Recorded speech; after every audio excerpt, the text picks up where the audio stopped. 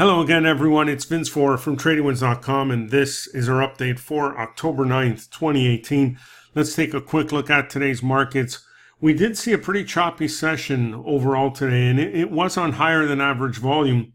But by the end of the session, we did see stocks close mostly lower. The Dow finished lower by 56 points. The S&P 500 gave up 4 points. The Nasdaq managed to gain 2 points by the end of the day, but the Russell gave up another 7.5 points. The bond market, which was closed yesterday, opened today and rallied. It was up, a decent amount today, but yields on the 10-year note remain at 3.204, so not much of a change there. Crude Oil Futures did edge up higher, closing higher by about 39 cents at the official close, and gold gaining about 4.5 points. Neither one was a major move. The dollar today was higher earlier in the session, but then dropped back. Now, it was also revealed today that Bill Ackman's fund, Pershing Square Capital, did purchase a $900 million stake in Starbucks. And as you can see here, the stock shot up this morning, pulled back off the high here, but still finished higher by over 2%. Question is, can this stock continue to recover? As you can see here, since its last earnings report, it has been moving higher. Now has run into some overhead resistance. If we look at the weekly chart, you can see it a little clearer. There is a lot of congestion there overhead.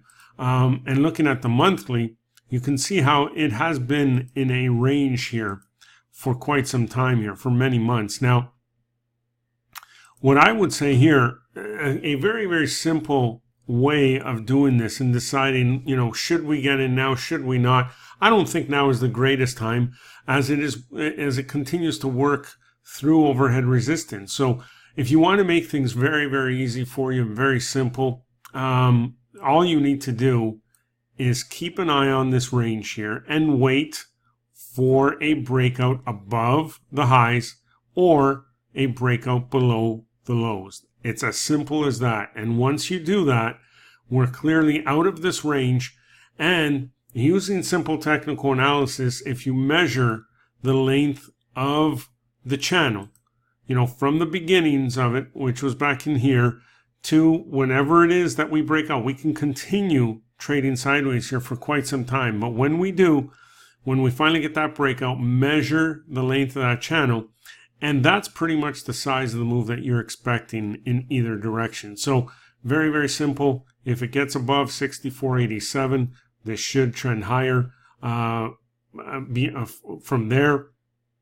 Or if it trades below 47.37 here, then we should expect a much bigger drop. So it's quite a range, but just be patient and wait for that breakout. And usually in trading, patience pays.